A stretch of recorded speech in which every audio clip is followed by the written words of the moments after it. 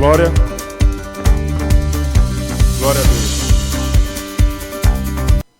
Saúde a igreja com a paz do Senhor. Amém? Aleluia. Meus irmãos, abram suas Bíblias em 1 Samuel capítulo 8.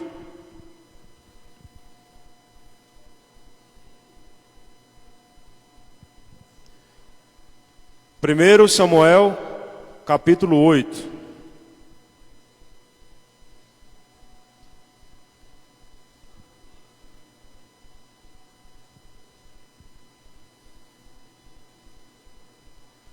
Amém? Tendo Samuel envelhecido, constituiu seus filhos por juízes sobre Israel. O primogênito chamava-se Joel, e o segundo, Abias, e foram juízes em Berseba. Porém, seus filhos não andaram pelos caminhos dele, antes se inclinaram à avareza, e aceitaram subornos, e perverteram o direito.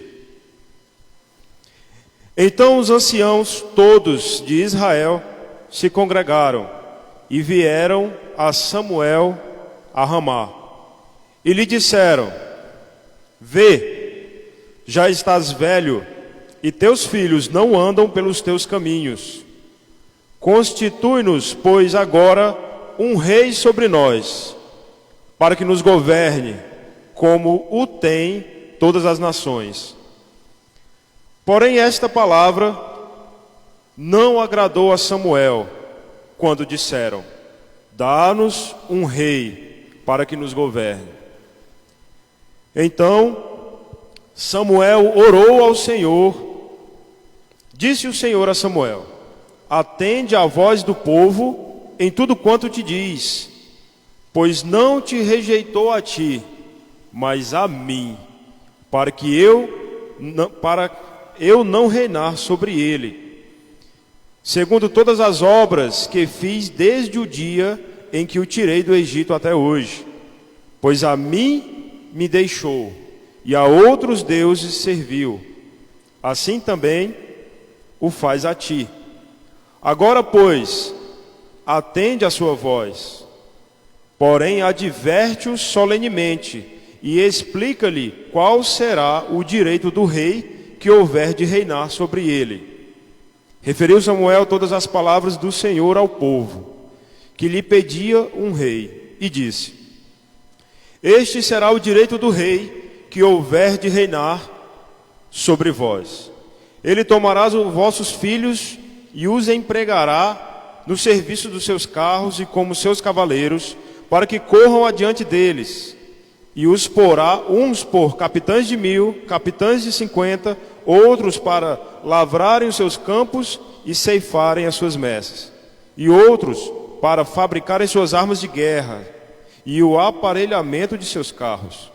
Tomará as vossas filhas e para perfumistas, cozinheiras e padeiras. Tomará o melhor dos vossos olivais e o dará aos seus servidores. As vossas sementeiras, as vossas vinhas dizimará, para dar aos seus oficiais e aos seus servidores.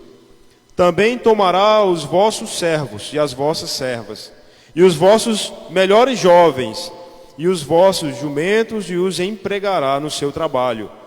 Dizimará o vosso rebanho, e vós lhe sereis por servos. Então naquele dia clamareis por causa do vosso rei que houverdes escolhido, mas o Senhor não vos ouvirá naquele dia. Porém o povo não atendeu à voz do Senhor, a voz de Samuel, e disse: Não, mas teremos um rei sobre nós, para que sejamos também como todas as nações. O nosso rei poderá governar-nos, sair adiante de nós e fazer as nossas guerras. Ouvindo, pois, Samuel todas as palavras do povo, as repetiu perante o Senhor. Então o Senhor disse a Samuel: Atende a sua voz e estabelece-lhe um rei. Samuel disse aos filhos de Israel: Volte cada um para a sua casa. Amém? Bom, eu fiz questão de ler todo o capítulo 8 para que a gente entendesse aqui as entrelinhas, o contexto de forma bem ampla desse desejo, né, do que de fato tinha por trás desse desejo do povo de Israel por um novo rei. Nós sabemos que o próprio Deus era quem governava, era quem reinava sobre o povo de Israel. Mas nesse contexto aqui nós vamos entender que o povo, ele acaba desejando ter um rei para pelejar, para guerrear as suas guerras, um rei para representá-lo, um rei de carne e osso. Eles acabaram trocando um Deus santo, justo, incorruptível, por um rei falho, humano e pecador. Então, amados, o tema de hoje, e nós vamos entender bem porque o tema de hoje é: não deseje ser igual ao mundo. Logo nos primeiros versículos, nós vemos que Samuel, um homem de Deus, um homem que desde pequeno foi consagrado ao Senhor por sua mãe e que diligentemente trabalhava na obra do Senhor. Esse mesmo Samuel, os primeiros versículos nos dizem que ele já se encontrava em uma idade avançada. E mesmo assim, ele separou seus filhos para serem juízes, para julgar as lides do povo de Israel, as contendas entre o povo.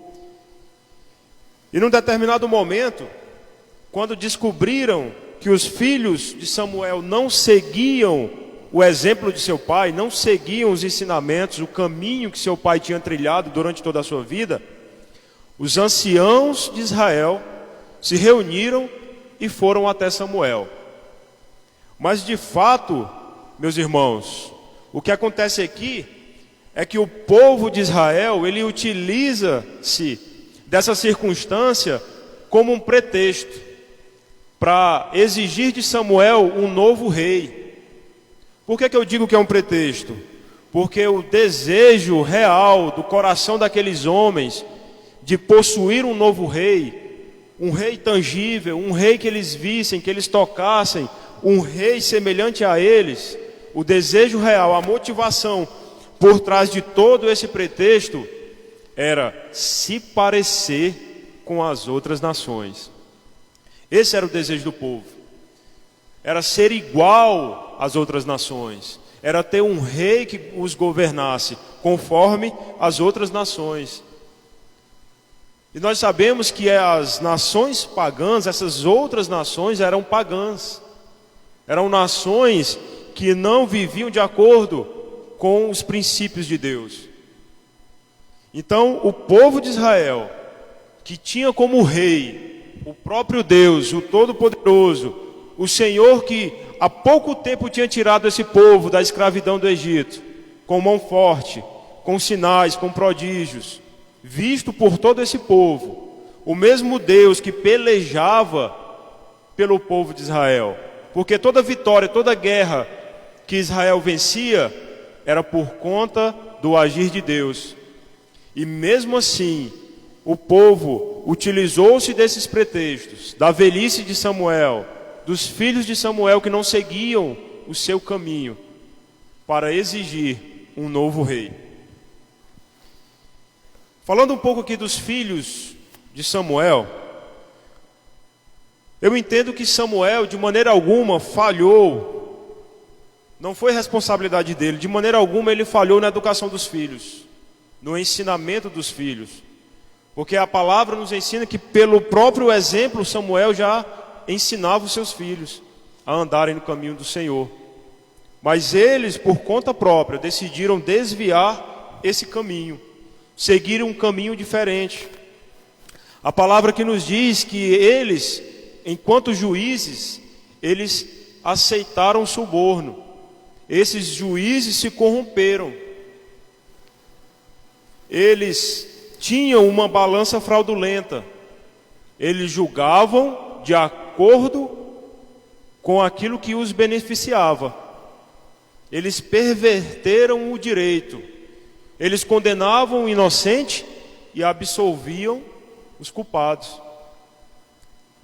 E por que eu digo que Samuel não falhou na sua educação?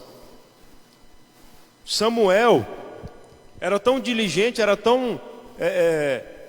amava tanto a obra de Deus, que quando nós buscamos conhecer o significado do nome de cada filho de Samuel, nós verificamos essa diligência, esse amor de Samuel. Até quando ele foi batizar os seus filhos, escolhendo o nome de cada um deles, Samuel glorificou a Deus. Então não tem como nós entendermos aqui que Samuel falhou na educação dos filhos. Vejamos, o nome de Joel, seu primeiro filho, significava o Senhor é Deus. Já o nome de Abias significava meu pai é o Senhor.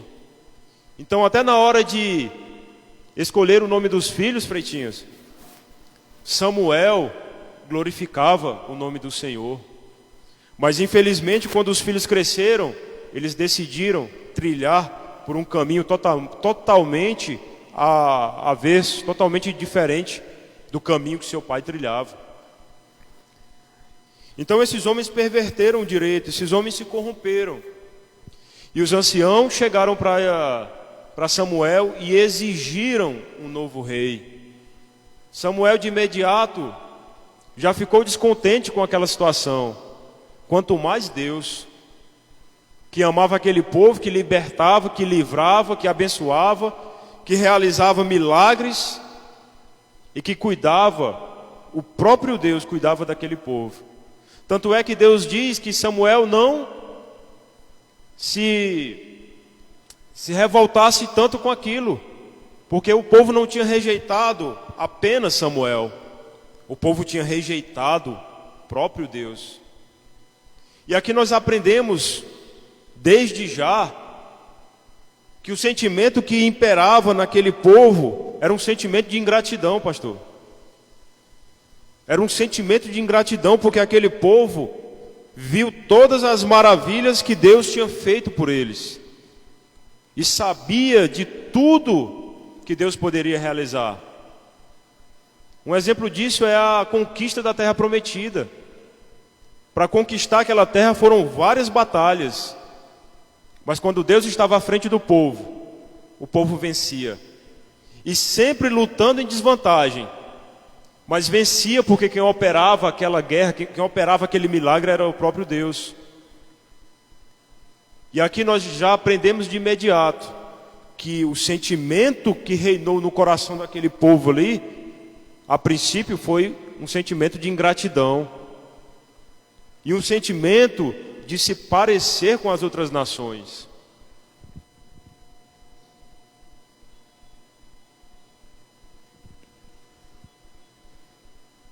Então, amados, nós aprendemos muito com isso. Nós temos que aprender com esse contexto. Quantas vezes, em algum momento da nossa vida, nós fomos ingratos? Nós deixamos de reconhecer o bem que outras pessoas fizeram por nós. Quantas vezes nós fomos ingratos? Nós deixamos de reconhecer aquilo que Deus fez e tem feito na nossa vida. Pelos simples detalhes, pelas coisas mais simples.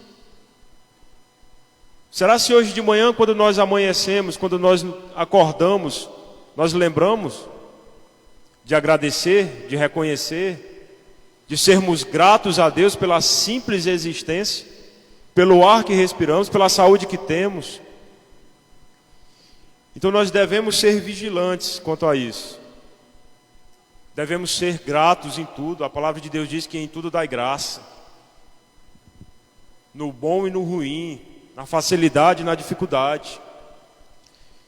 E por questões pessoais e outras questões, muitas vezes nós murmuramos. Muitas vezes nós deixamos de agradecer, de reconhecer o que Deus já fez na nossa vida. Então o próprio Deus foi rejeitado aqui. O próprio Deus foi rejeitado por esse desejo que o povo tinha de se parecer com as outras nações. E eu creio aqui que nós podemos fazer aqui uma alusão, uma ligação com o que nós estamos vendo nos dias atuais. Será que as igrejas de hoje em dia, elas estão se parecendo muito com o mundo? Será se as igrejas de hoje em dia, será se os cristãos de hoje em dia estão desejando se parecer com o mundo? Então nós devemos refletir sobre isso, meditar, examinar a si mesmo. Será se nós estamos em algum momento da nossa vida desejando rejeitar a Deus e constituir sobre nossa vida um Deus deste mundo, uma circunstância desse mundo?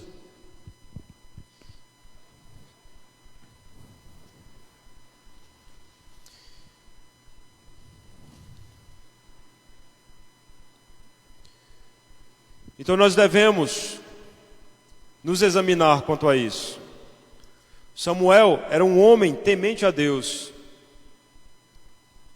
um homem que dedicou toda a sua vida na obra do Senhor. Por isso que ele ficou revoltado quando todo o povo se dirigiu a ele exigindo um novo Deus, um novo rei para que o governasse, um novo rei para pelejar as suas guerras. E aí nós conhecemos depois disso a história de Saul, que foi ungido rei e desobedeceu a Deus e foi destituído do seu reinado. Conhecemos, após o reinado de Saul, nós conhecemos o reinado de Davi, que foi um homem segundo o coração de Deus, mas nem por isso deixou de pecar.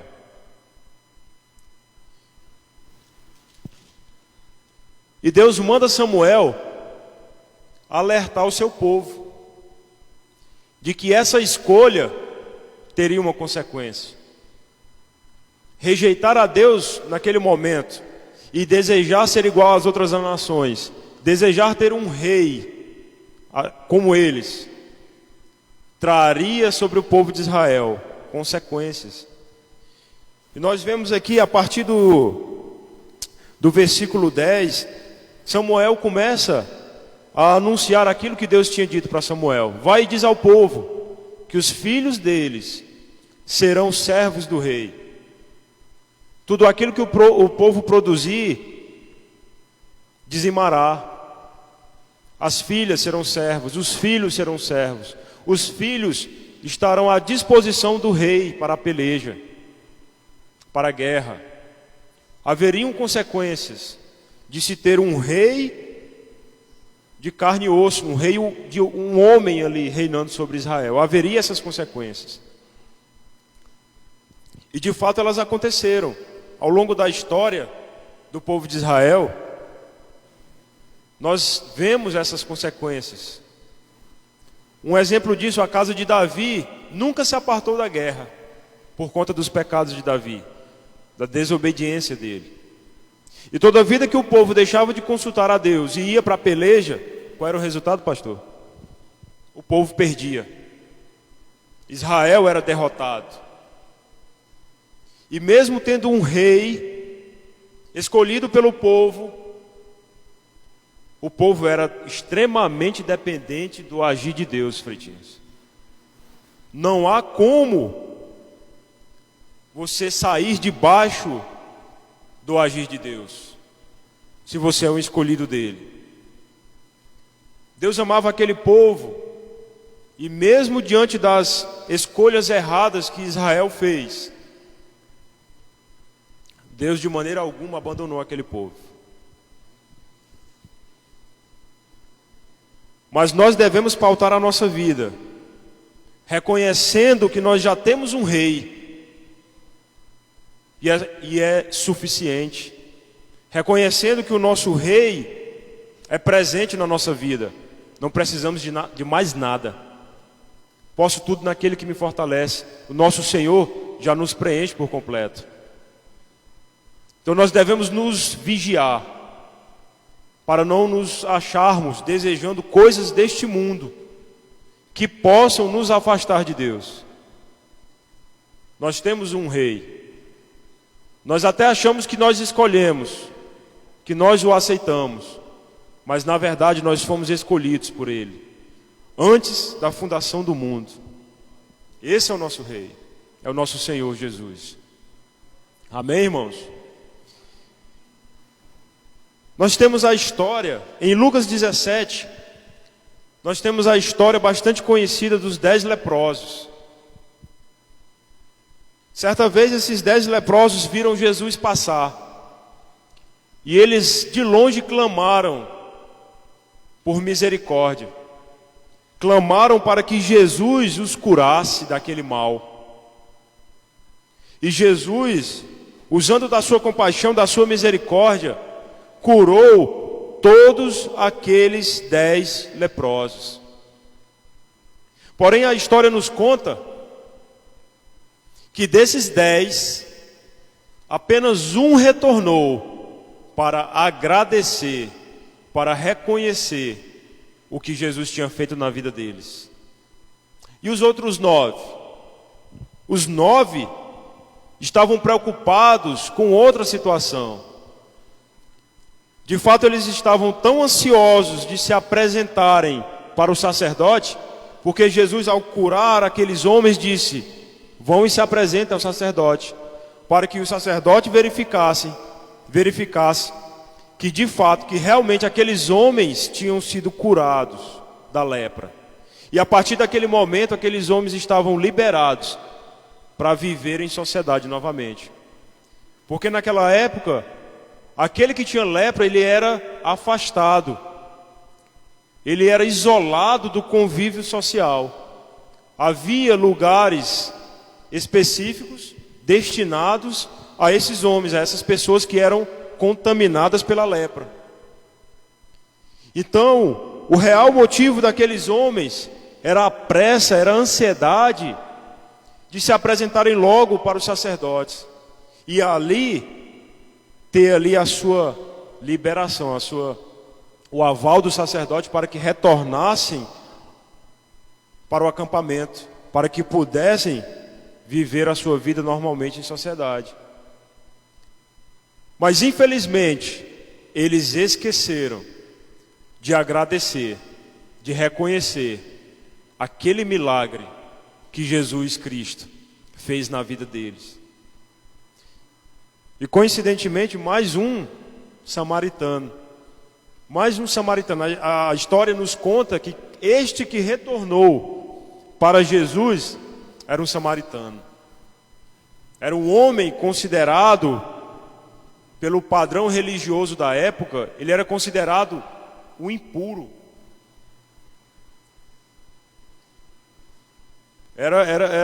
Tanto é que os judeus eles não falavam, não tinha aproximação entre judeus e samaritanos. E este samaritano, mais um, ele reconhece e adora o Senhor Jesus Cristo. Ele, comovido de gratidão, ele se prostra aos pés do Senhor para agradecê-lo. E Jesus pergunta: cadê os outros 9? Não foram 10 que eu curei? Mas os outros 9 não voltaram, não reconheceram. Por uma circunstância, por uma situação, pelo desejo de se apresentar logo e de receber ali a liberação para voltar para a sua vida normal ali em sociedade. Por esse motivo, eles não foram gratos, eles não reconheceram o agir de Deus na vida deles. Então não podemos de maneira alguma, seja qual for o motivo, permitir que a ingratidão ela venha ser mais forte no nosso coração. Nós devemos reconhecer isso. E eu acredito que a rejeição é apenas a consequência dessa ingratidão. É apenas a consequência. Porque para você rejeitar alguém, no seu coração, já estava semeada ali a ingratidão há um bom tempo. Então, trazendo para a nossa vida, nós devemos reconhecer aquilo de bom que as pessoas fazem por nós. Quantas vezes nós paramos na correria do dia a dia, nós paramos, nós maridos, para agradecer às nossas esposas. Reconhecer o esforço que elas fazem por nós. Pela casa arrumada, pelos filhos cuidados, por nossa roupa lavada, pela comida feita, posta na mesa. Quantas vezes no dia a dia nós agradecemos a ela? Não é, irmã? Quantas vezes as esposas lembram de agradecer, de reconhecer seus maridos, que saem cedo de casa para trabalhar, para trazer o sustento para dentro de casa, que se dedicam à família, à proteção da família. Quantas vezes, filhos, vocês agradecem pelo carinho, pela atenção, pela preocupação dos pais, pelos cuidados, por todo o esforço que os pais fazem para conceder a vocês, muitas vezes, aquilo que não tiveram na infância, na adolescência, na juventude. Quantas vezes nós paramos durante a nossa vida, durante o nosso dia, durante a correria do nosso dia, para agradecer, lembrar do Senhor, pelo seu amor, por sua graça, sua misericórdia, pelos livramentos de Deus, por todas as bênçãos que o Senhor derrama sobre nossas vidas todos os dias. Quantas vezes nós paramos para agradecer? Onde está a nossa gratidão?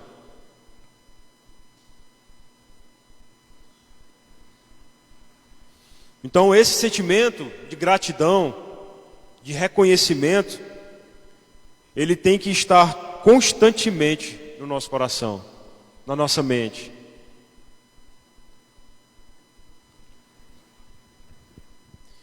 Infelizmente, em algum momento da nossa vida nós rejeitamos, em algum momento da nossa vida nós fomos ingratos com alguém, ou recebemos ingratidão de alguém. E puxa aí a sua memória, qual o sentimento que fica? Qual o sentimento que fica para aquele que se doou demais e quando esperou uma retribuição, esperou que aquele estendesse a mão para lhe socorrer, na verdade ele virou foi as costas. Então esse sentimento de ingratidão não deve mais existir nos nossos corações. Nós temos que lutar contra isso, porque a consequência dessa ingratidão é a rejeição. E nós temos que ter muito cuidado com isso, não devemos jamais esquecer disso, porque nós podemos nos encontrar nesta situação de ingratos a ponto de rejeitarmos o nosso Senhor. E não devemos, não podemos jamais rejeitar o nosso Senhor. Voltando para o contexto, lembrando desse desejo do povo de ter um rei, mas não era essa a finalidade. O desejo era se parecer com as outras nações.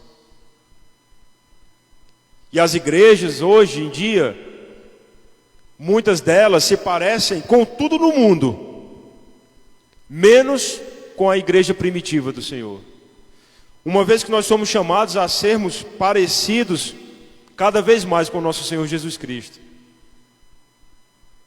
As igrejas, os cristãos, muitas vezes estão rejeitando a sã doutrina, a palavra santa de Deus, e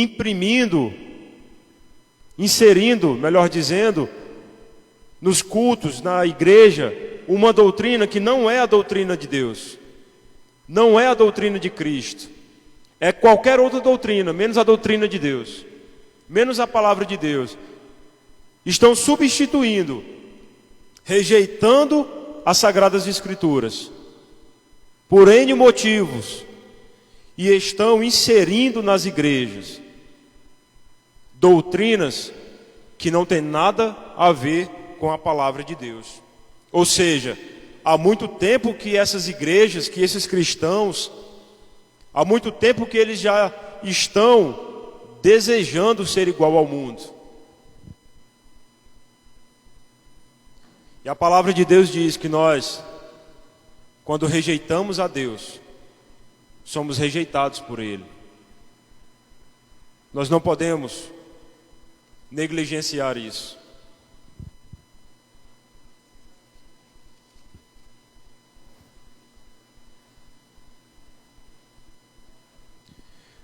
Abra sua Bíblia em Mateus capítulo 10, capítulo 32 e 33.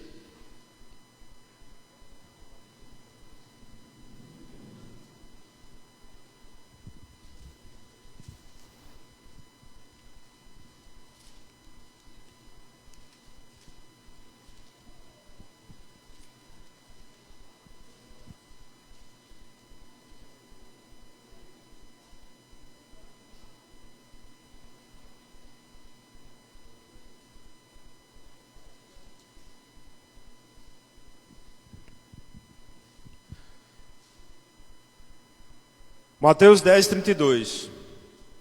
Portanto, todo aquele que me confessar diante dos homens, também eu o confessarei diante de meu Pai, que estás nos céus. Mas aquele que me negar diante dos homens, também eu o negarei diante de meu Pai, que está no céu. Veja como é forte esse versículo. Veja como é importante nós guardarmos o nosso coração, perseverarmos até o fim e de maneira alguma rejeitar o Senhor. Nós devemos guardar o nosso coração. Nós devemos ter gratidão no nosso coração. Reconhecer os milagres do Senhor na nossa vida. Não podemos fazer como os 9 fizeram, por uma circunstância, por qualquer que seja o motivo.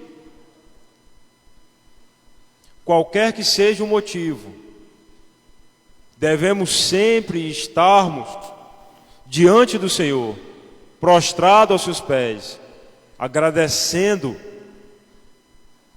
não somente por tudo que Ele pode fazer na nossa vida, ou por tudo que Ele já fez, mas pelo Deus que Ele é. Então esse é o sentimento, é a mensagem para o nosso coração hoje. É agradecer a Deus pelo seu amor, por sua graça.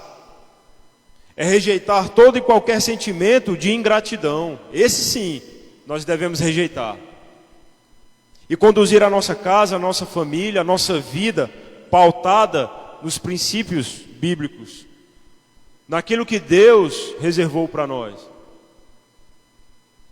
Amém, meus irmãos? Qualquer que seja o motivo, lembre sempre de agradecer a Deus. Era um hábito do Senhor Jesus. Nas suas orações, Ele sempre iniciava, não é, pastor? Dando graças a Deus, agradecendo por tudo. Esse deve ser o nosso comportamento. Devemos honrá-lo, glorificá-lo, adorá-lo, com a nossa gratidão, com o nosso sentimento de gratidão. Devemos também honrar as pessoas, o nosso próximo, nossos familiares. Amém? Glória a Deus. Amados, então para concluirmos aqui a nossa mensagem, que nós possamos nos lembrar disso, que nós possamos entrar na presença do Senhor com um coração mais aberto, um coração mais aquebrantado, que nós possamos entrar na presença do Senhor reconhecendo todas as dádivas, todos os milagres, todas as bênçãos que o Senhor já fez na nossa vida. Nós devemos ter esse sentimento guardado no nosso coração, para que nós não venhamos a incorrer nesse erro. É o mínimo que o Senhor merece de nós. É reconhecer o quanto Deus é maravilhoso na nossa vida. E desde já nós agradecemos pela oportunidade de estar aqui pregando a palavra do Senhor. Nós agradecemos por nossa vida, nossa família, nossa casa. Nós agradecemos pelos livramentos de Deus. Senhor, muito obrigado. Obrigado por mais um dia de vida. A palavra de Deus nos diz que as misericórdias do Senhor são novas a cada dia. Ei, todo dia é uma nova misericórdia do Senhor nas nossas vidas. Como não ser grato por isso? Se estamos hoje aqui é porque a misericórdia do Senhor nos alcançou mais uma vez. Então obrigado, Senhor, por ter enviado o teu único Filho para morrer por nós. Obrigado, Senhor Jesus, pelo teu sangue derramado na cruz. Devemos lembrar do sacrifício do Senhor naquela cruz, de todo o sofrimento que Ele passou para nos salvar de uma condenação certa, uma condenação eterna. Se nós temos a oportunidade de sermos salvos, é mediante a graça do nosso Senhor. Obrigado, Senhor Jesus, pelo teu Espírito Santo, que nos impede de pecar, que nos conduz ao arrependimento quando pecamos, que nos levanta quando caímos. Obrigado, Senhor, pela vida, pelo dom da vida. Obrigado, meu Deus, pelos nossos pastores, os homens que o Senhor levantou para anunciar o teu evangelho, para cuidar do teu rebanho, das tuas ovelhas. Obrigado pelo bom pastor, pelo maravilhoso conselheiro, pelo nosso rei. Muito obrigado, sejamos gratos. Esse é o sentimento que nós devemos guardar no nosso coração. Essa é a mensagem para os nossos corações hoje. Saia hoje daqui com essa mensagem no seu coração, na sua mente. Reflita sobre isso. Seja mais grato. Retribua o mal com bem, assim diz a palavra do Senhor. Não espere que as pessoas façam bem a você, para que você estenda a mão. E quando o fizer, não faça esperando nada em troca, porque o nosso galardoador é Deus. Dê o melhor de si. Faça tudo com amor, como se estivesse fazendo para Deus. Sejamos gratos por tudo que o Senhor fez em nossas vidas e por tudo que Ele fará. Há uma vida eterna esperando por nós. O Senhor já nos escolheu antes da fundação do mundo. Sejamos gratos. Que Deus possa semear a palavra dEle no nosso coração, escrever nas tábuas do nosso coração a palavra santa do Senhor, para que nós possamos firmar os nossos pés na rocha inabalável, porque nós fomos escolhidos, nós somos eleitos, não somos mais deste mundo. Nós fomos chamados para viver uma vida plena, uma vida nova. Sejamos gratos, em nome de Jesus. Amém. Glória a Deus.